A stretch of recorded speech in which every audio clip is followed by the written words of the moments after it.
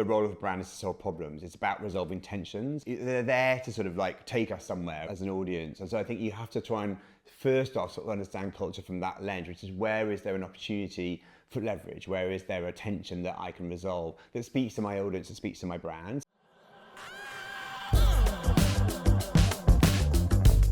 Welcome back to the next episode of our podcast. Thanks for joining me, Saul.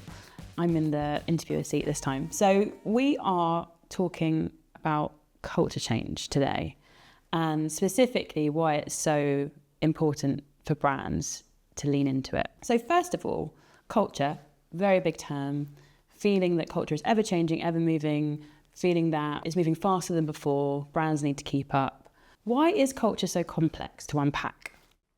Oh, it's a big one. I think there are a few reasons why it's so complicated. I think that one is that we live within a really globalized culture now, and we live in a culture where the media that we share and the understandings and the meanings that comprise our culture are increasingly uniform. So, you might be using the same sort of channels and looking at some sort of similar kind of content as somebody in a completely different country or somebody of a completely different age, but we're all sort of playing in similar arenas, which I think adds to the complexity in a really kind of like fun way. I mean, I think some people would say it makes it more uniform, but I think it almost makes it more nuanced. And that's really added to the rate of change. The fact that we're contributing to the same conversations or in the same arenas at the same time is contributing to that. And I think the other thing that's happened is that part of that has been about this democratization of voice. Anyone can have a point of view, anyone can have a platform. And we've seen the impact of that for better or for worse, but essentially it means that culture is being shaped and shifted by many, many different players. That's a really good breakdown of it. When you were talking about that, I started to feel stressed. Putting myself in the shoes of a brand and thinking, okay, great. I understand that it's more complex. I understand that, as you say, in many ways it's uniform but more diverse. There's more protagonists in it. We have more power over it as consumers. If you were a brand and you wanted to unpack a moment in culture, so something that was shifting in the category that you're in or in your audience, where would you start? I think there's sort of two aspects of this. One is that I think that often the role of a brand is to solve problems. It's about resolving tensions, and so many brands, whether they're kind of household items or whether they're kind of luxury items, they're there to sort of like take us somewhere as an audience. And so I think you have to try and first off sort of understand culture from that lens, which is where is there an opportunity for leverage? Where is there a tension that I can resolve that speaks to my audience, that speaks to my brand? Loads of examples through history of very iconic brands leveraging a point of tension. And we could talk about it kind of all day and have a raft of different examples, but that idea of seeing where the culture is shifting and seeing where there's an opportunity opening up to really be on the front foot or to really kind of resolve something for your audience. The really classic one that people use a lot, they've been sort of so good at it through history, is Nike. They're very kind of clear on their audience. Nike always know who they're for. And whilst it might seem like it's for everybody, they have a much more myopic sense of kind of who they're designing for and who they're speaking to. And they're really good at understanding how the cultural conversation around that audience or the reality of that audience are shifting and where there might be tensions to resolve. But in terms of the second half of the question, which was really about how does a brand sort of get started in this whole world, I think where we often end up is often a brand will come to us and they'll have either an audience or a kind of point within culture they're really interested in trying to leverage, or often kind of both those things. And often it'll be about an audience within a specific space or within a specific issue. So for example, young people on a certain social media platform, how they're behaving, how they navigating the space, what they're trying to do, how do I understand how to show up to serve them better, or potentially, mums and an issue around working. What are the tensions for mums around this issue? Where are they experiencing challenges, or where is the conversation moving, and how do I sort of show up within that space? And often we'd see our role as being to really sort of take that pairing, quite a complex pairing of a broad audience and then a very, very big issue, and try and understand how you can navigate your way through it. And the way that we'll do that often is through not only picking some key kind of spaces within the culture to look at in terms of both kind of markets and different kind of inflection points within the culture where that issue is kind of showing up, and then really sort of trying to plot it holistically. So we might take some experts' perspectives, look at some of the narratives in social media, do a piece of in-depth kind of qual research that will involve a raft of different kind of ways to engage with an audience around it, as well as potentially to look at data, whether it's existing data or generating new data, so we can build a whole set of different insight points around this issue and then try and find pathways to it.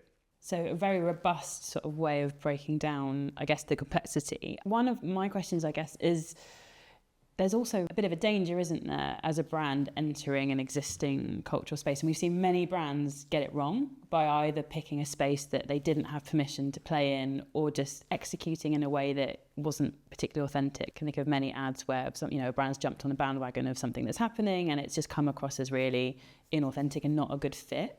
What is it in our process or in sort of the way in which we practice, I guess, that ensures that brands show up in a way that is authentic? I think for us, it's about trying to start the question as early as possible. So try and start the kind of inquiry around this issue as early as possible in the process of kind of comms and brand development. So we really like to work almost before the creative agency kind of know what's going on, to try and get kind of in there as upstream as possible to really sort of unpack the issue. And often with some of our key clients and some people that we work with continually, it will be about understanding a particular issue in a particular place really holistically and then kind of leaving them to it for 2 or 3 years. And I'm really a firm believer that if you can crack the issue and understand it from an audience perspective up front and really sort of powerfully understand where there are opportunities for leverage and a bunch of inflection points, you can sort of let people get on with it, And I think if we can do that in a way that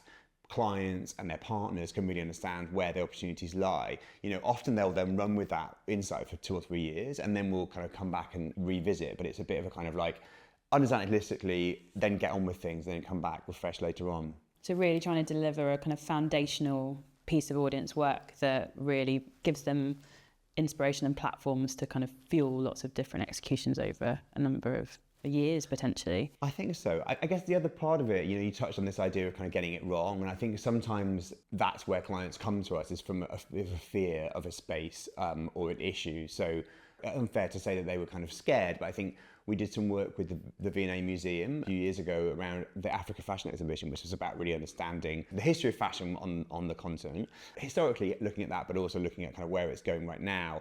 And it's fair to say that the V&A has like a complex colonial history. It was born from Victoria and Albert when they were busy kind of taking over the world and sort of like collecting lots of shiny things from various places. So there's a whole kind of political and colonial kind of context to the V&A as an institution and to the V&A in terms of its kind of income and its estate. And if you then plug in an exhibition which is about Africa, which has a hugely complex colonial past, those two things come together. And then if you understand that the audience for Africa Fashion necessarily involves a whole range of different black communities with ties to Africa, there's a very complex kind of cultural issue there to think about.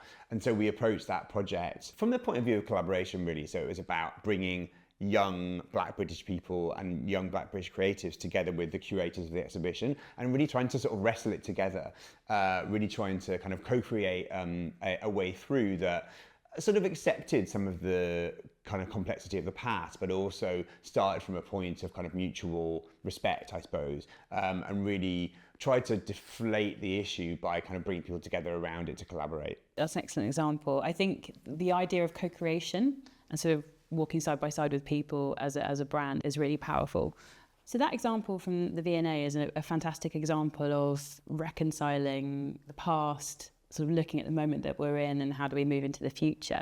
Have there been interesting projects where, say, you have been looking at kind of breaking with tradition and sort of shedding kind of cultural norms or heritage? Yeah, I guess a lot of work that we do in emerging markets is really about looking at cultural contexts where the rate of change has been so dramatic through kind of globalization of industries and media and people that you have this generational schism, really, where you have older generations who are just have lived through such different times. And we do a lot of work around understanding how new generations and popular culture are shaping kind of new futures and new realities for countries and what that means for clients. We've historically worked a lot within emerging markets, not just in the global south, but just kind of less kind of post-industrial kind of context. And I think it's a really interesting place to work because there's such a rich conversation to be had, and the opportunity to contrast.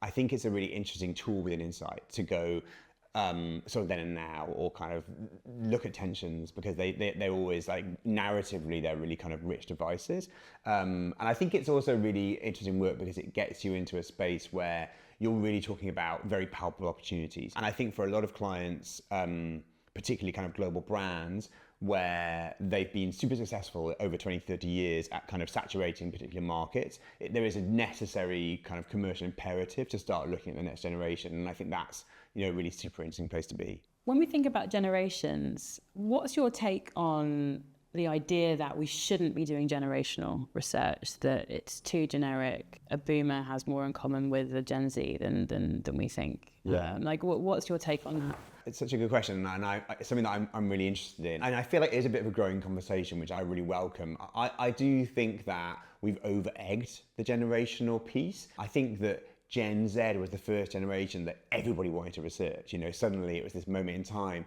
Previous generations had names, but it was the first generation where every single client wanted to have a point of view, wanted to have a take on Gen Z.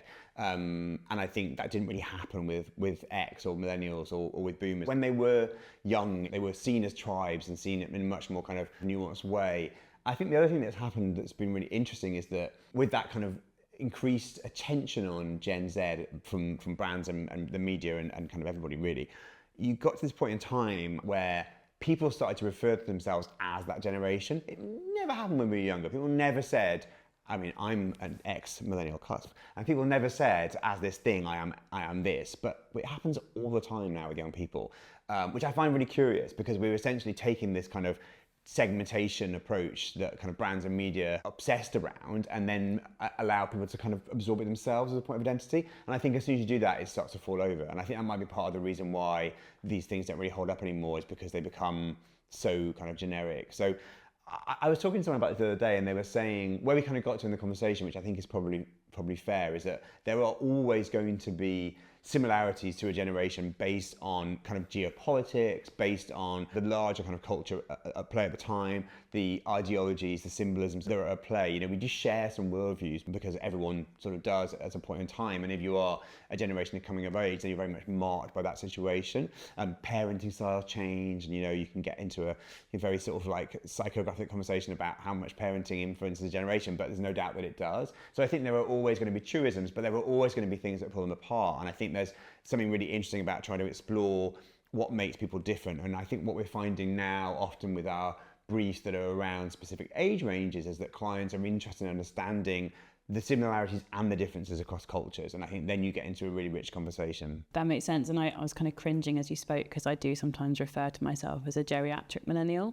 So I think we all embrace the labels, but it is amazing, isn't it, to think that it was become such a thing in marketing to really, as you say, everyone really doubled down on that generation, and sort of in being so obsessed with them, probably we've generalized them too much, and we've actually lost some of the meaning, which I think is really, really interesting. Right, so in a short while, we have unpacked cultural complexity, and I'm just going to play back some of the things that you said at the start of the episode and where we kind of got to. So it is complex. Culture's moving fast. It does make you feel a bit breathless, to be honest, when you think about how to unpack it. And I think what I loved about what you shared are some really great tips here. So knowing who you're for as a brand, as a sort of a way to cut through the noise and really focus in on your audience and to kind of grow with them and to keep close to them, as you said Nike did, and I know there's lots of other great examples of that. Exploring tensions is a useful way into a cultural topic and unpacking sort of new opportunities for brands within spaces. And I think the idea that although culture's moving really fast, sort of don't worry, focus on a moment in time, go in depth, as you did with the V&A example, and really unpack what matters to that audience, and that will give you a really strong foundation to build from. Yeah, I think develop a confident point of view and see that as a point of opportunity and leverage, and I think that's the kind of way to try and make sense and to deal with the rate of change and the flux. Thanks so much. Thank you. Great chat.